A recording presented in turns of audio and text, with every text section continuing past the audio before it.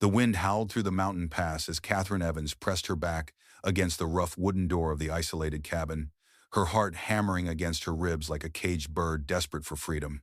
Outside, she could hear them calling her name, their voices carried on the bitter November air like a death sentence. "I'll sleep in the barn. Just let me work," she pleaded, her voice barely above a whisper as she looked up at the towering figure before her. Samuel Davis stood motionless in the flickering candlelight, his weathered face carved from granite, his dark eyes studying her with an intensity that made her knees weak. The silence stretched between them like a taut wire ready to snap, until finally his deep voice cut through the tension like a blade. "Stay by my side," he ordered, his words carrying the weight of an unbreakable vow. But to understand how Catherine Evans came to find herself in that moment, trembling before a man she barely knew, yet somehow trusted with her very life, we must journey back 3 weeks earlier, to a time when her world still held the illusion of safety, and her heart still believed in the kindness of strangers. The morning sun cast long shadows across the dusty main street of Cedar Ridge as Catherine stepped down from the stagecoach, her worn leather satchel clutched tightly in her gloved hands. The mountain town stretched before her like something from a half-remembered dream, all wooden storefronts and weathered faces watching her with curious eyes.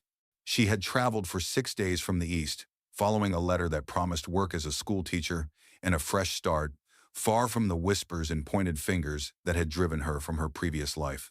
The letter had come from Mayor Ethan Chavez, a man whose correspondence painted Cedar Ridge as a growing community in desperate need of an educated woman to teach their children. Catherine had responded immediately, selling what few possessions she had left to afford the journey west. Now, standing in the dusty street with the Rocky Mountains rising like ancient guardians around the small settlement, she felt the first stirring of hope she had experienced in months. The Riverside Inn stood at the corner of Main Street and Pine Avenue, its painted sign creaking in the mountain breeze. Catherine approached the establishment with measured steps, her dark blue traveling dress already dusty from the long journey. The proprietress, a stern-faced woman named Mrs.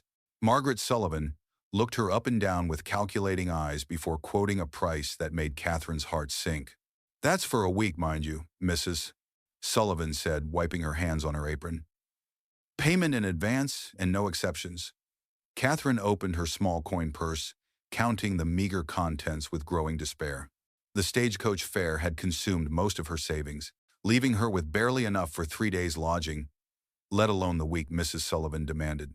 "Perhaps I could pay you after I receive my first wages from the school," Catherine suggested, her voice steady despite the panic rising in her chest. Mrs. Sullivan's expression hardened like winter ice. "This isn't a charity house, miss. Cash in advance or find somewhere else to lay your head." The other patrons in the inn's common room had grown quiet, their conversations dying as they listened to the exchange with the morbid fascination of spectators at a public execution. Catherine felt the familiar burn of shame creeping up her neck as she realized her predicament. She had arrived in Cedar Ridge with such hope, such determination to start fresh, only to find herself facing the same cruel indifference she had fled. "I understand," she said quietly, closing her purse with trembling fingers. "Thank you for your time." As she turned to leave, a voice called out from the shadows near the inn's massive stone fireplace. "You're the new school teacher." It wasn't a question, but a statement, delivered in a tone that brooked no argument. Catherine turned to see a man rising from a corner table, his considerable height making him seem to unfold like a mountain itself gaining consciousness. Samuel Davis stood well over 6 feet tall, his broad shoulders filling out a wool coat that had seen better years, but was meticulously clean and mended. His face bore the weathered lines of a man who had spent decades facing the harsh realities of mountain life, but his dark eyes held an intelligence that surprised her. There was something in his gaze that made her feel as though he could see straight through to her soul, reading the desperation and fear she worked so hard to hide. "Yes," she answered, lifting her chin with as much dignity as she could muster. "Catherine Evans. I'm to begin teaching next Monday." Samuel nodded slowly, his gaze never leaving her face. "Samuel Davis," he said simply. "I have a cabin up the mountain. You can stay there until you get settled." The offer hung in the air like smoke from the fireplace, and Catherine felt every eye in the room turn to her, waiting to see how she would respond to such an unprecedented proposition. Mrs. Sullivan made a sound of disapproval that could have curdled fresh milk. Samuel Davis, that's hardly appropriate. A young woman staying alone with a bachelor in the mountains. What will people say? Her words carried the sharp edge of moral authority, but Samuel's expression remained unchanged, as immovable as the granite peaks surrounding the town. People will say what they always say, he replied, his voice carrying a note of weary resignation. Makes no difference to me. He looked back at Catherine, and she saw something in his eyes that she couldn't quite name. Kindness, perhaps, or simply the practical recognition of one person in need by another who had the means to help. Catherine's mind raced through her limited options. She could refuse his offer and maintain her reputation, but that would leave her sleeping in the street with winter approaching fast. She could accept and face the inevitable gossip and speculation that would follow, but at least she would have shelter and the chance to prove herself as a teacher. The choice, when viewed in such stark terms, was hardly a choice at all. I would be grateful for your assistance, Mr. Davis, she said finally, her voice steady despite the uncertainty churning in her stomach. I can pay you once I receive my wages, and I promise I won't be any trouble. Samuel nodded once, a sharp, decisive movement that seemed to settle the matter entirely. No payment necessary. Cabin's been empty too long anyway. He gestured toward her satchel. That all you brought? Catherine felt heat rise in her cheeks as she nodded. Everything she owned in the world fit into one small leather bag, a fact that spoke volumes about how far she had fallen from her previous life. Samuel made no comment about her meager possessions, simply reaching for his hat and settling it on his dark hair.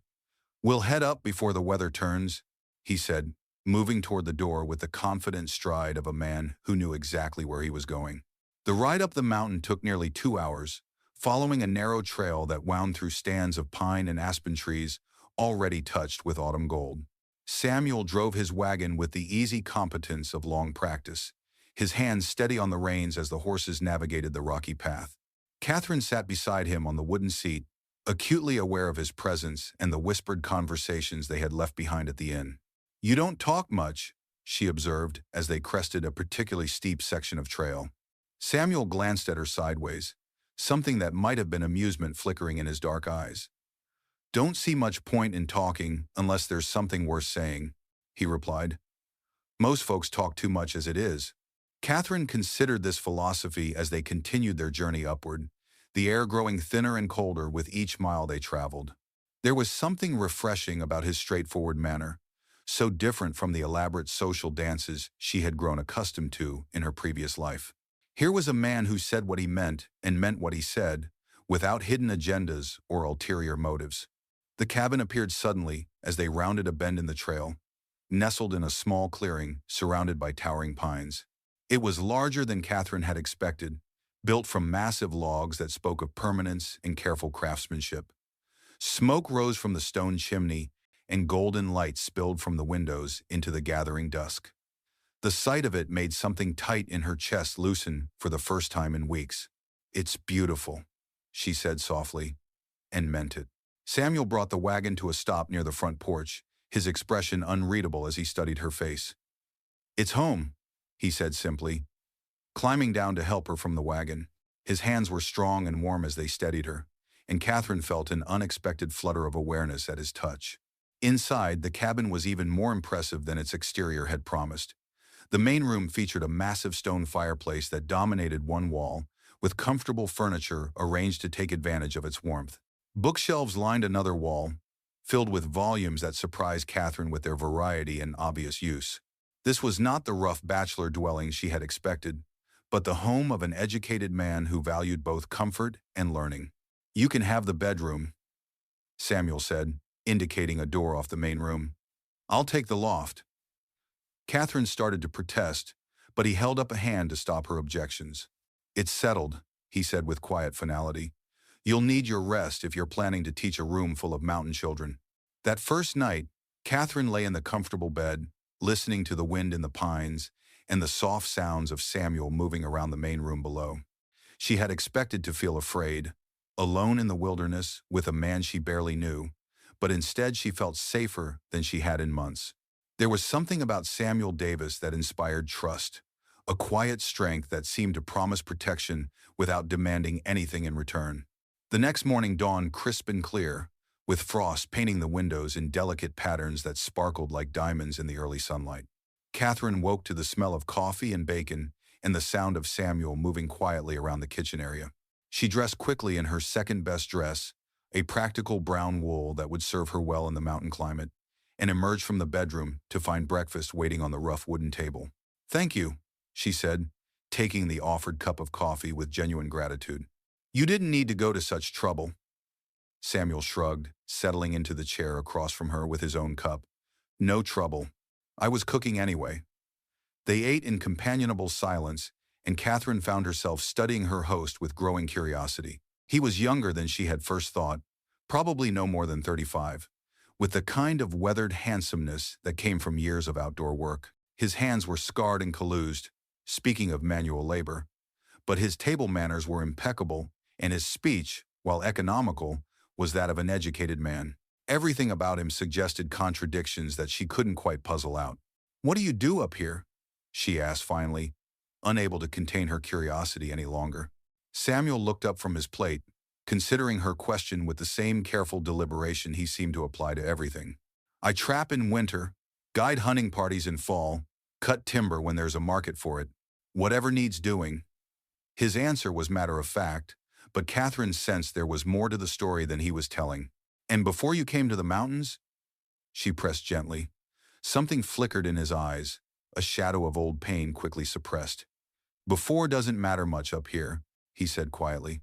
"Mountain doesn't care who you used to be, only who you are now." The words carried a weight that made Catherine realize she wasn't the only one seeking a fresh start in this remote place. They finished breakfast in renewed silence, each lost in their own thoughts about the past they had left behind. When Catherine offered to help with the dishes, Samuel waved her away with characteristic brevity. "You'll have plenty of work once school starts. Rest while you can." The kindness in his gruff words made her throat tight with unexpected emotion. Catherine spent the morning exploring the area around the cabin, marveling at the pristine beauty of the mountain wilderness. The air was so clean it almost hurt to breathe, carrying the scent of pine and snow and something indefinable that spoke of vast, open spaces and endless possibilities.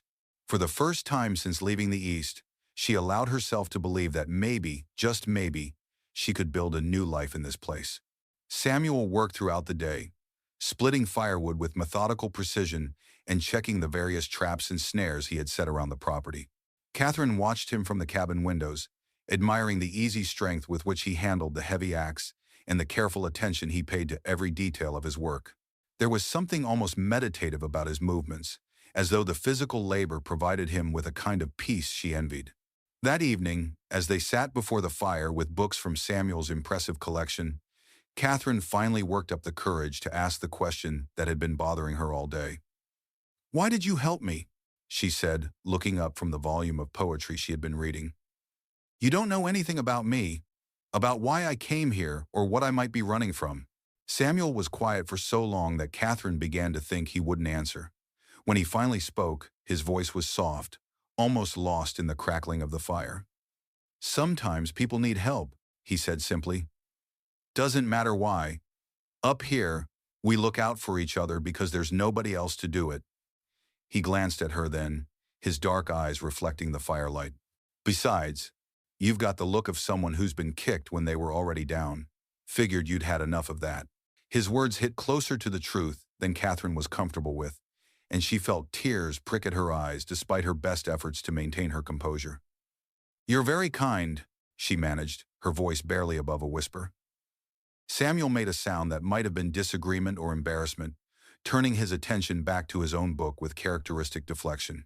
The days that followed fell into a comfortable routine that surprised Catherine with its easy domesticity.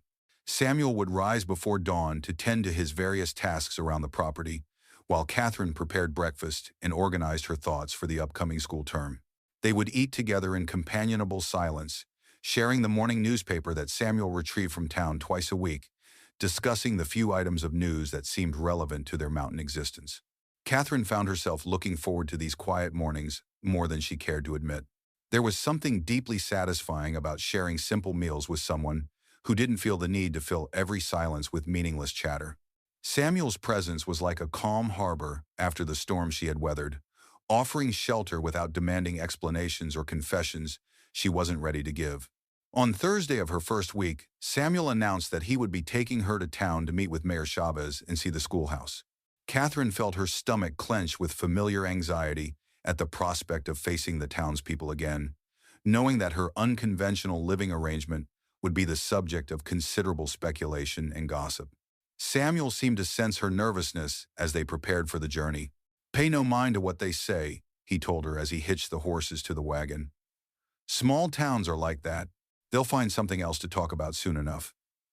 His matter-of-fact attitude helped settle her nerves somewhat, though she still felt the weight of impending judgment as they made their way down the mountain trail. Cedar Ridge looked different in the full light of day. Less like the frontier settlement she had first imagined, and more like a genuine community working to establish itself in the wilderness. The main street bustled with activity as merchants opened their shops and residents went about their daily business. Catherine noticed the curious glances that followed their wagon, the way conversations seemed to pause as they passed, but Samuel appeared completely oblivious to the attention they were attracting. Mayor Chavez proved to be a pleasant surprise, a genuinely warm man in his 50s who greeted Catherine with enthusiasm and seemed genuinely grateful for her willingness to take on the challenging task of educating the local children. "We've been without a proper teacher for nearly 2 years," he explained as he led her through the small but well-appointed schoolhouse. "The children are eager to learn, but they're also a bit wild from lack of structure. I hope you're prepared for a challenge. Thanks for watching." The scene. Catherine surveyed the single room that would be her domain, taking note of the sturdy desks, the well-stocked bookshelves, and the large slate board that dominated the front wall. It was everything she had hoped for and more, a chance to make a real difference in the lives of young people who hungered for knowledge and opportunity. "I'm ready," she said with more confidence than she felt. "When do I start?" "Monday morning," Mayor Chavez replied with a smile. "The children will be here at 8 sharp, and I have no doubt you'll do wonderfully." He paused, his expression growing slightly more serious. "I do hope you'll find suitable accommodations soon, Miss Evans. While I'm sure Mr. Davis is a perfect gentleman, it's not really appropriate for a young lady in your position to be staying alone with a bachelor. People talk. You understand." Catherine felt her cheeks burn with embarrassment and indignation. "Mr. Davis has been nothing but kind and respectful," she said firmly. "I'm grateful for his assistance during my transition to Cedar Ridge." Mayor Chavez held up his hands in a placating gesture, clearly regretting his words. Of course. I meant no offense. It's just that as the school teacher, you'll be held to certain standards by the community. I'm sure you understand." The ride back to the cabin was quieter than usual, with Catherine lost in troubled thoughts about the mayor's words and their implications for her future in Cedar Ridge. Samuel seemed to sense her mood, but he didn't press her for details about what was bothering her. It wasn't until they were back at the cabin, sitting before the fire with their evening meal, that Catherine finally voiced her concerns. "Mayor Chavez thinks I should find other accommodations," she said, staring into the flames rather than meeting Samuel's eyes. "He's concerned about appearances, about what people will think of the school teacher living alone with a man." Samuel was quiet for a long moment, his expression unreadable in the flickering firelight. "Is that what you want?" he asked finally, his voice carefully neutral. "To find somewhere else to stay?" Catherine looked up at him then, surprised by the question and the undercurrent of something she couldn't quite identify in his tone. Was it disappointment? Resignation? She found herself studying his face, looking for clues to his feelings about her potential departure. "I don't know," she admitted honestly. "I don't want to cause problems for you or damage your reputation in town, but I also don't have anywhere else to go. At least not until I've earned enough to afford proper lodging." Samuel nodded slowly, as though he had expected this response. "You're welcome to stay as long as you need," he said quietly. "I don't much care what the town thinks of my choices." His words should have been reassuring, but Catherine detected a note of sadness beneath his matter-of-fact tone that made her heart ache. She realized suddenly that Samuel Davis was probably as isolated and lonely as she was, living alone on his mountain with only occasional trips to town for supplies and conversation. Perhaps her presence had been as much a gift to him as his hospitality had been to her. "I'd like to stay," she said softly, meeting his eyes across the small table. "If you're sure it won't cause you problems." Something shifted in Samuel's expression, a subtle relaxation of tension she hadn't realized he was carrying. "No problems," he assured her. "Like I said, Mountain doesn't care about town gossip." That weekend, Catherine threw herself into preparing for her first day of school with an energy born of nervous excitement and determination. She organized her lesson plans, arranged the classroom supplies Mayor Chavez had provided, and practiced her opening remarks until she could deliver them with confidence. Samuel helped where he could, offering practical advice about dealing with mountain children and their unique perspectives on education and authority. "They're good kids, mostly," he told her as they walked around the property on Sunday afternoon. "But they're used to freedom, to making their own decisions and solving their own problems. You'll need to earn their respect before they'll listen to what you have to teach them." Catherine absorbed this wisdom, grateful for any insight that might help her succeed in her new role. Monday morning dawned cold and clear, with frost covering the ground and their breath visible in the crisp mountain air. Samuel insisted on driving Catherine to town for her first day, despite her protests that she could walk the distance. "First day's important," he said simply, and Catherine didn't argue further, secretly grateful for his support and the extra few minutes it would give her to calm her nerves. The schoolhouse was already surrounded by children when they arrived, ranging in age from 6 to 16, all watching the approaching wagon with undisguised curiosity.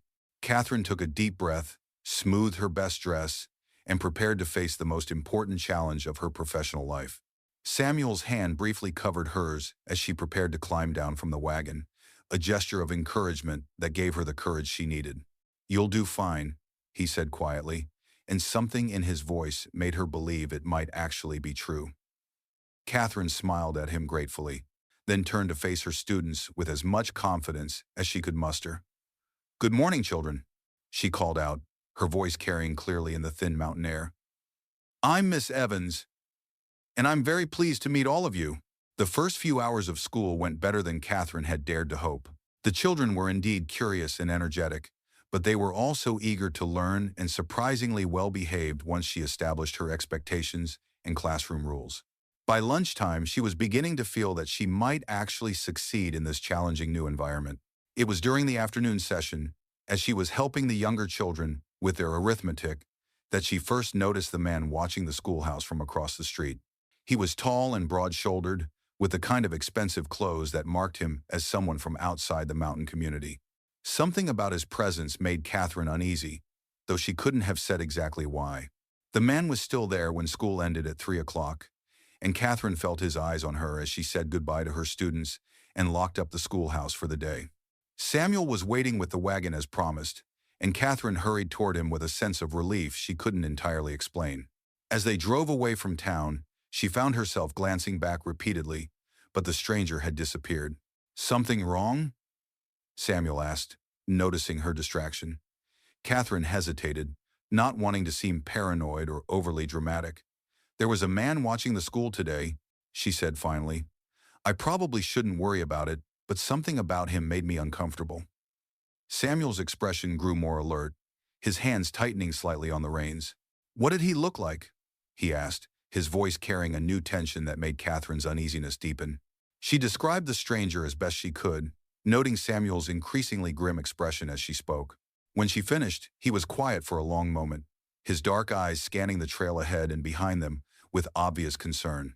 "Could be nothing," he said finally, but his tone suggested he didn't believe that any more than Catherine did. "But we'll keep an eye out, just in case." The rest of the ride passed in thoughtful silence, both of them lost in their own concerns about what the stranger's presence might mean. That evening, as they sat before the fire with their books, Catherine found herself unable to concentrate on the words before her. The day had been a success in many ways, but the memory of those watching eyes continued to trouble her. When Samuel suggested they turn in early, she agreed readily, hoping that sleep would quiet her anxious thoughts. She was wrong. Catherine lay awake for hours, listening to every sound the mountain night had to offer, and jumping at shadows that moved across her bedroom window. When she finally drifted off near dawn, Her sleep was filled with uneasy dreams of pursuit and capture, of running through endless forests with something dark and dangerous always just behind her. The next few days passed without incident, and Catherine began to think that perhaps she had overreacted to the stranger's presence. Her students continued to respond well to her teaching methods, and she was starting to feel genuinely confident in her ability to succeed as Cedar Ridge's schoolteacher. The routine of her days with Samuel had settled into something that felt almost like home, a comfortable domesticity that she treasured more than she cared to admit. It was on Friday afternoon, as she was walking the short distance from the schoolhouse to where Samuel waited with the wagon, that she saw him again. The stranger stood in the shadow of the general store, his expensive clothes and predatory smile making him stand out among the rough-dressed mountain folk like a wolf among sheep. This time, when their eyes met across the dusty street, he smiled and touched the brim of his hat in a gesture that made Catherine's blood run cold. She knew that smile. She had seen it before, in another place and time, attached to a man who had destroyed everything she had once held dear. The realization hit her like a physical blow, making her stumble and nearly fall as the full implications of his presence crashed over her. He had found her. Despite all her careful planning, all her attempts to disappear into the vast wilderness of the American frontier, Christopher Patel had somehow tracked her down. Catherine reached the wagon in a state of barely controlled panic, her hands shaking as Samuel helped her up onto the seat. "Drive," she whispered urgently, not caring how strange she sounded. "Please, just drive." Samuel took one look at her face and snapped the reins without question, sending the horses into a quick trot that carried them away from town and toward the safety of the mountain cabin.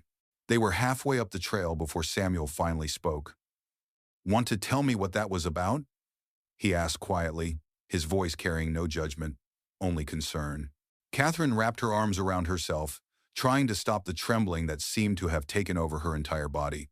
For a moment, she considered maintaining the fiction that had brought her to Cedar Ridge, the carefully constructed story of a woman seeking new opportunities in the frontier. But looking at Samuel's weathered face, seeing the genuine worry in his dark eyes, she found she couldn't lie to him anymore.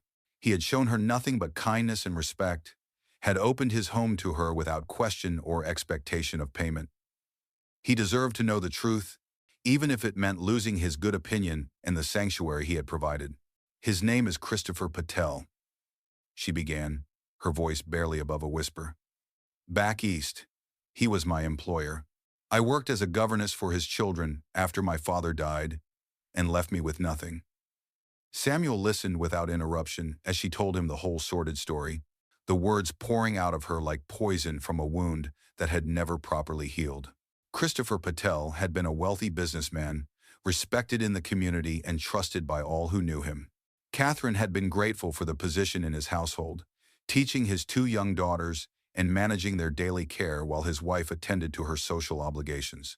For months, the arrangement had worked perfectly, with Catherine finding genuine joy in educating the bright, curious children, and Christopher treating her with the distant courtesy appropriate to her station. The change had been gradual at first. Small gestures and comments that made Catherine uncomfortable, but that she told herself she was imagining. Christopher began finding excuses to speak with her alone, to brush against her in hallways, to make remarks about her appearance that crossed the line between appropriate and improper.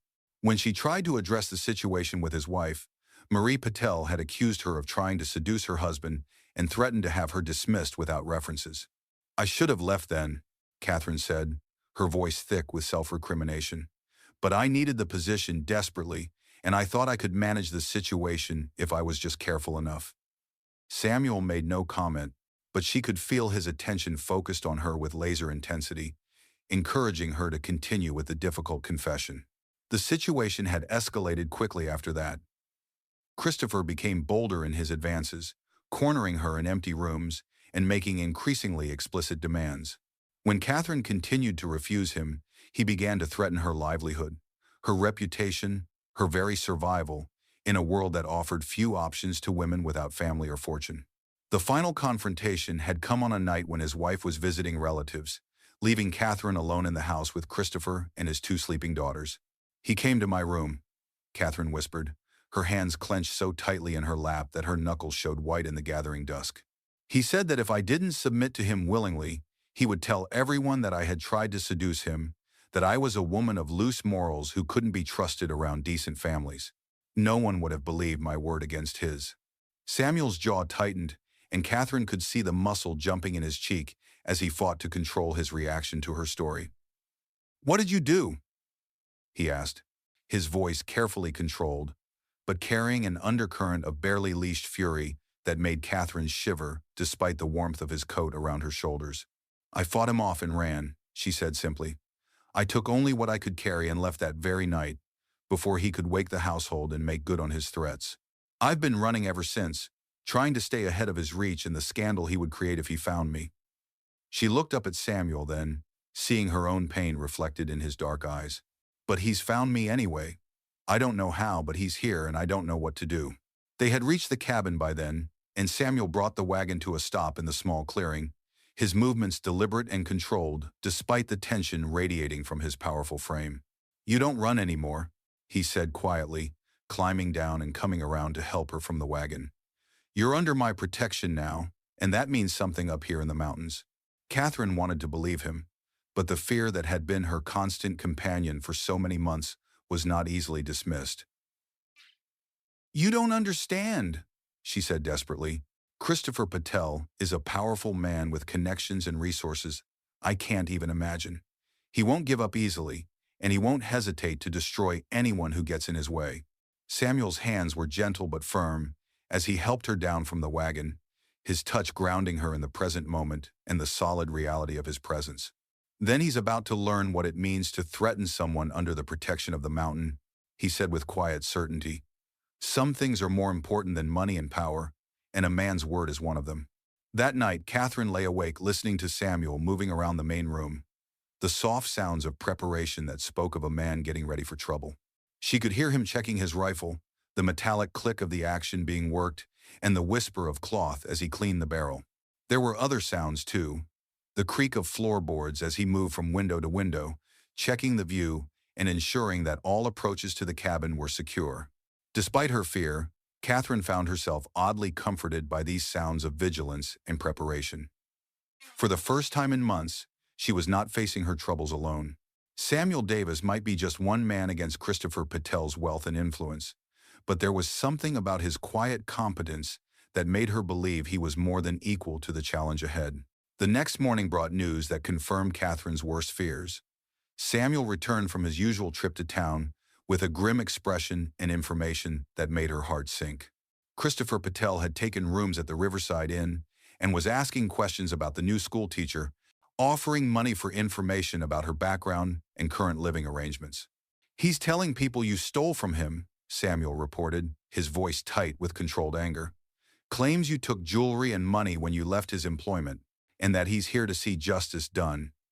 Catherine felt the familiar burn of shame and helplessness wash over her as she realized how easily Christopher was manipulating the situation to his advantage. "People will believe him," she said dully.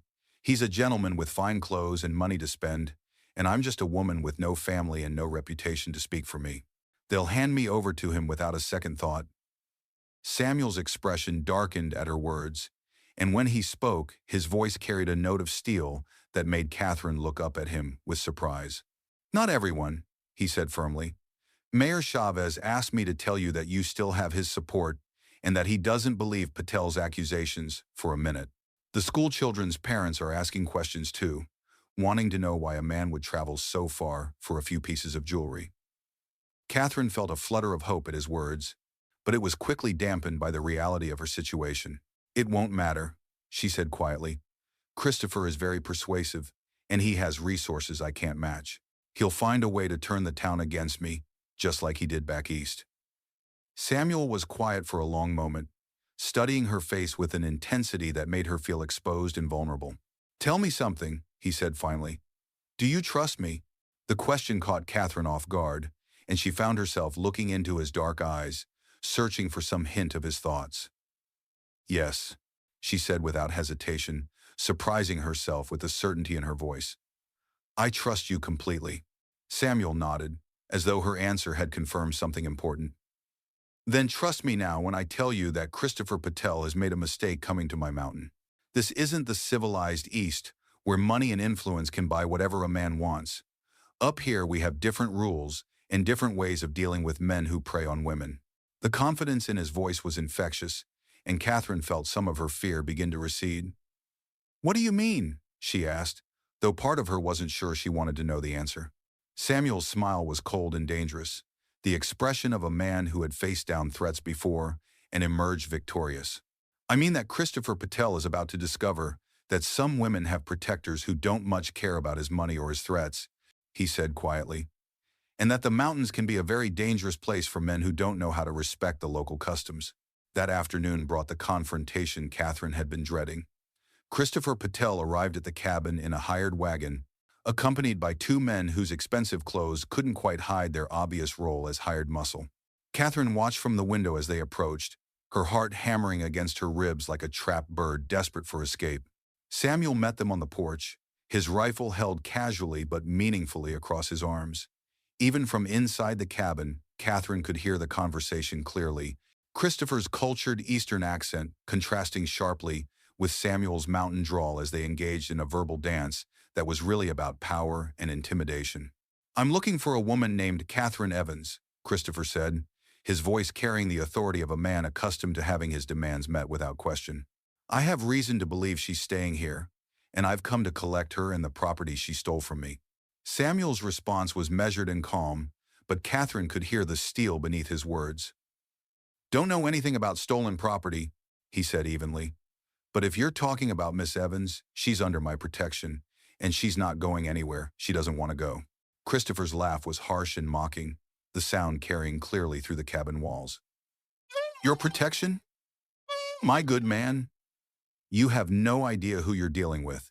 I have the resources to destroy you and everything you hold dear. Stand aside and let me collect what belongs to me, and we can avoid any unpleasantness." "Nothing belongs to you here," Samuel replied, and Catherine could hear the edge creeping into his voice. "Miss Evans is a free woman who can make her own choices about where she goes and what she does. If she doesn't want to leave with you, then you're not welcome on my property." The conversation continued for several more minutes, with Christopher alternating between threats and offers of money, trying to find some lever that would move Samuel from his position. But the mountain man remained unmoved, his stance and tone making it clear that no amount of intimidation or bribery would change his mind about Catherine's right to sanctuary. Finally, Christopher's patience ran out entirely. "Very well," he said, his voice turning cold and dangerous. "If you won't see reason, then perhaps you'll respond to more direct methods. I have friends in high places, Mr. Davis, and I can make life very difficult for you and anyone who chooses to harbor a thief." "Is that a threat?" Samuel asked, and Catherine could hear the change in his voice, the subtle shift from diplomatic firmness to something much more dangerous. Christopher must have heard it too, because when he spoke again, there was a note of uncertainty beneath his bluster. "It's a promise," he said, but the words lacked the conviction of his earlier threats. "Catherine Evans will come with me, one way or another. If not today, then tomorrow or the day after. I'm a patient man, and I always get what I want in the end." Samuel's response was quiet but carried clearly in the mountain air. "Not this time," he said with absolute certainty. "Not on my mountain, and not while I draw breath. You'd best head back to town, Mr. Patel, and think real careful about your next move. The mountains don't suffer fools kindly, and they have even less patience for men who threaten women under their protection." Catherine heard the sounds of departure, the creak of wagon wheels and the jingle of harness, as Christopher and his men retreated down the mountain trail.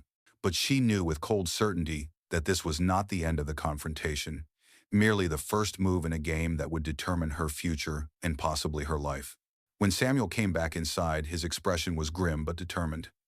"He'll be back," he said simply, setting his rifle in the corner but keeping it within easy reach. "Men like that don't give up when they're challenged directly. He'll try to find another way to get what he wants." Catherine nodded, having expected as much from her knowledge of Christopher's character. "What do we do now?" she asked, surprised by the steadiness of her own voice. Samuel looked at her for a long moment, his dark eyes searching her face as though looking for something specific.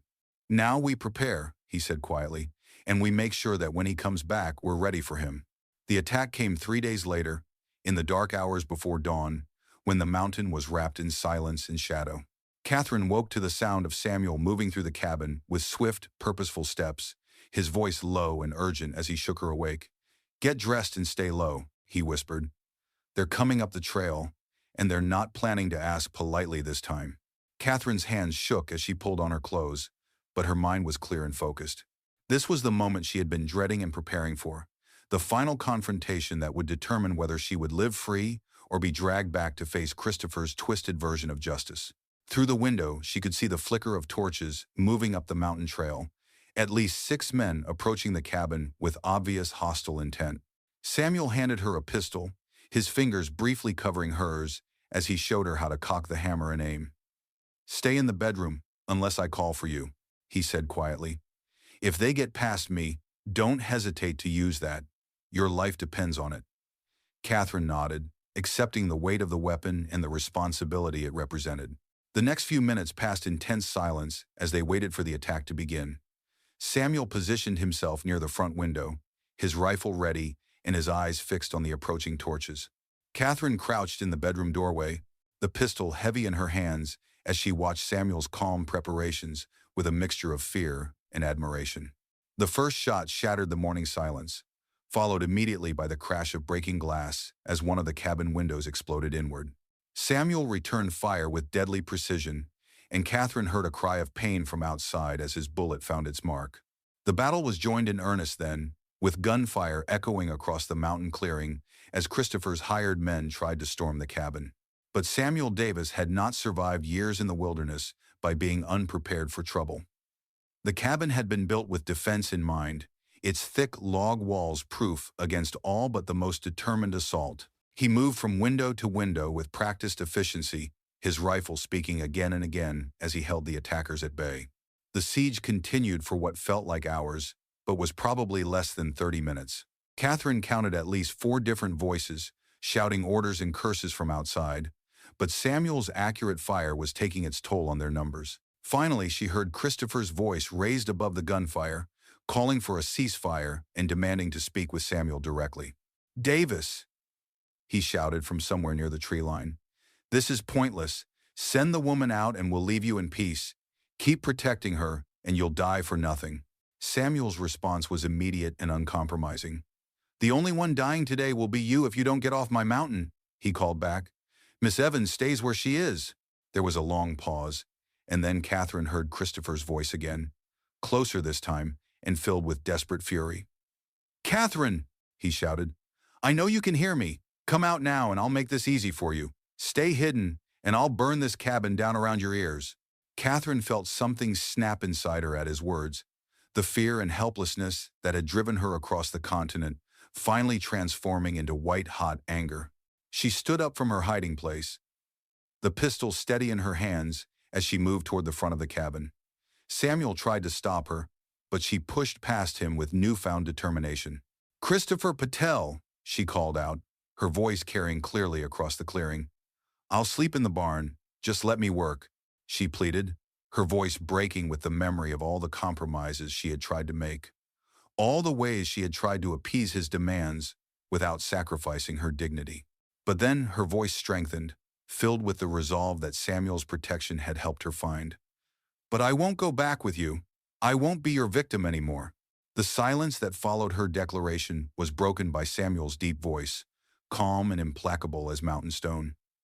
"Stay by my side," he ordered, not as a command but as a promise, a vow that spoke of partnership and protection, and something deeper that neither of them had yet found the words to name.